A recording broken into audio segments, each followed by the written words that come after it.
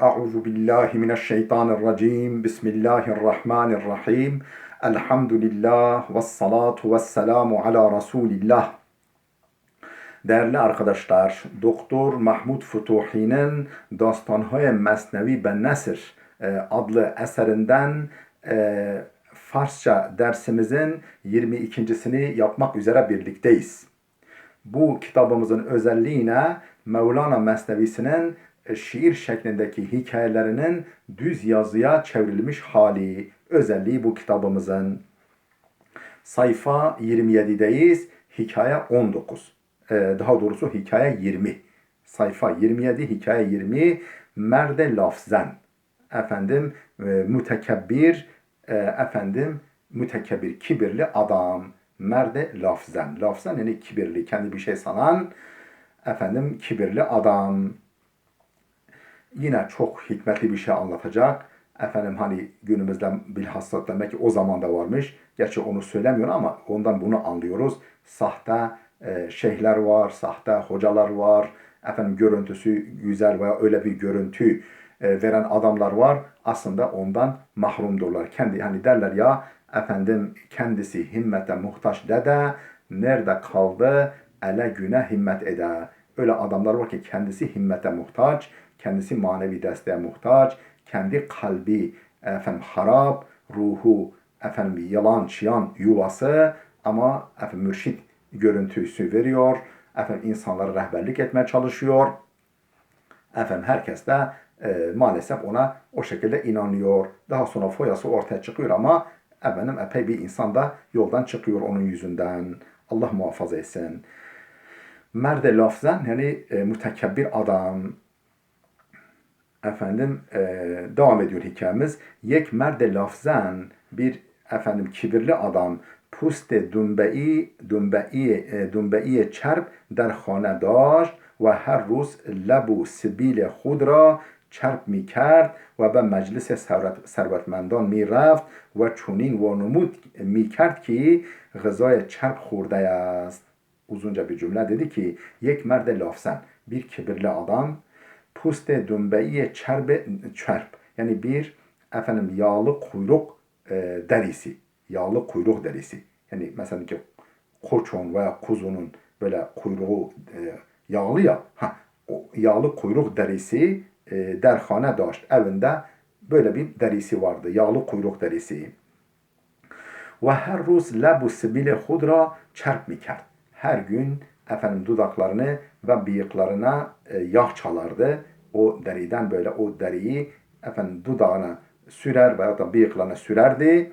Oradan yağ çalardı dudaklarına ve bıyıklarına ve ben meclise servetmendan miraft ve zengin adamların meclisine giderdi ve çunin vonumut mikert ki ve öyle bir görüntü sergilerdi ki öyle bir görünüşte bulunurdu ki gızaya çerp hurda est yağlı yemek yemiş görüntüsünü verirdi. Öyle bir görüntü sergilerdi.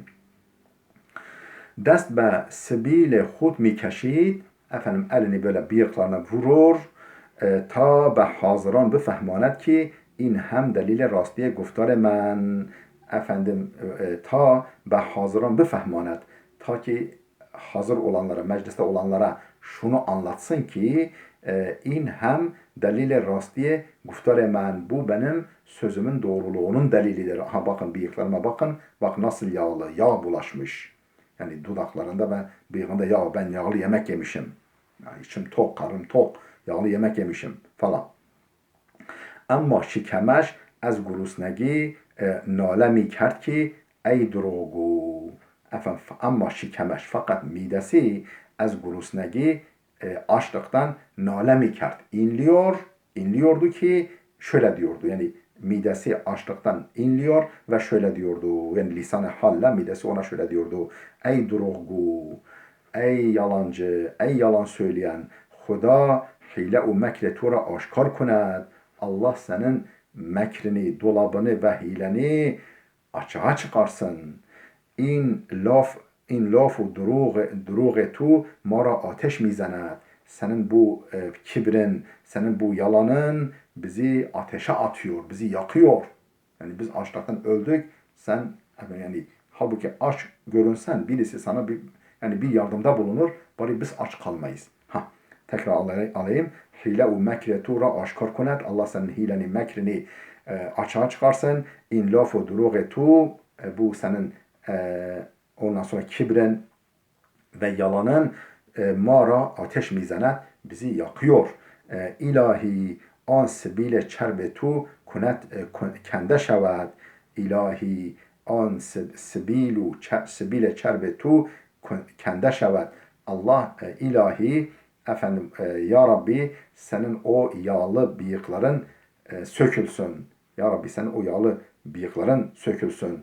Eğer tu این همه لاف دروغ نمیزدی eğer sen bütün bu yalan kibri yani bu yalan kibri sergilemeseydin la akal yek nefer rahmi kert, en azından bir adam merhamet eder ve çizi be ma midad, bize bir şey verirdi. Ey merde ebleh, مرد ابله لاف و خودنمایی روزی و نعمت را از آدم دور میکند. ای مرد ابله، ای akılsız adam, laf و خودنمایی yani kibir ve kendini beğenmişlik, laf, kibir ve خودنمایی kendini beğenmişlik, روزی و نعمت را از آدم دور میکند. Efendim rızkı ve nimeti adamdan uzak eder. Adamı rızık ve nimetten mahrum bırakır. Şikem mert düşman sibile o şude bud. Efendim adamın şikem mert, adamın işkembesi, adamın midesi düşman sibile o şude bud. Onun bıyıklarının düşmanıydı. Yani midesi, çünkü midesi zarar görüyor.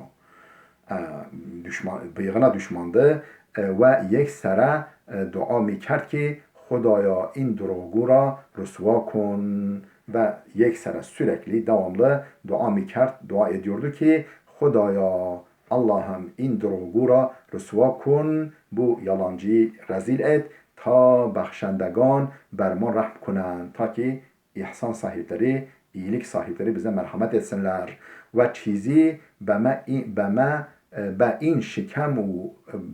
به این شکم و روده برسد و چیزی تا که bir şey, yani bir lokma ekmek, bir şey به این شکم و روده برسد, bu mideye, bu bağırsağa bir şey ulaşsın, eline bir şey geçsin. Açlıktan kıvranıyorlar bağırsaklar, mide. Akibet duaya şekem müstecab şud. Efendim sonunda midenin duası kabul oldu ve ruzi gurbe-i آمد و آن دنبه چرب را رو بود. و روزی bir gün gurbe-i آمد, bir kedi geldi ve an dönbe çarp ra, o yağ derisini, o yağlı kuyruk derisini rubut aldı, kaptı, götürdü. Ehli hane dönbale gurbe dvidend, efendim hane halkı kedinin arkasından koştular. Veli gurbe dönbera burd. Fakat efendim kedi o yağlı deriyi aldı götürdü. Pesere on mert, adamın oğlu, o yani sahtekarın oğlu, az terse in ki peder ura tembih kunet. Pesere on mert, o adamın oğlu, az terse in ki, şu korkudan ki peder ura tembih kunet. Yani babası kendisini azarlayacak korkusuyla rengeş perid, rengi uçtu ve be meclis devid, ve meclise koştu. O babasının da gittiği zenginler meclisine koştu. Ve ba sadaya bülent guft, ve yüksek sesle dedi ki peder, baba, gurbe dümbera burt. Efendim kedi deriyi götürdü. On dümbeyi ki her roz subh lebu sibilet ra با آن çarp میکردی. O deriyi ki, on dümbeyi ki her roz, her gün sabahleyin lebu sibilet ra, o kendi dudağını ve bıyığını با آن çarp میکردی, onunla yağlıyordun. Kedi onu aldı götürdü. Mi netoانستم آن را از گربه بگیرم, ben onu kediden almaya gücüm yetmedi. Benim onu kediden almaya gücüm yetmedi. Kediden kurtaramadım. Hazırane meclis xendidend. Mecliste hazır olanlar güldüler. Angah ber an mert dülsuzi kerdend. O anda adama acıdılar ve gızayaş dadend. Ve adama yiyecek bir şeyler verdiler. Mert did ki rastgoyî sudmendter est ez laf u duruğ. Adam gördü ki doğru sözlülük kibirden ve yalandan çok daha faydalıdır. Bu da şeyh olmadığı halde, hoca olmadığı halde böyle sanki ilim ve hikmetle kafa midesi, ruhu, gönlü ilim ve hikmetle dolu, her gün ilim ve hikmetle haşir neşir görüntüsünü veren adamlara mesajdır. Allah onlardan eylemesin. Değerli dostlar burada dursun. Gelecek dersimize kadar Allah'a emanet olun.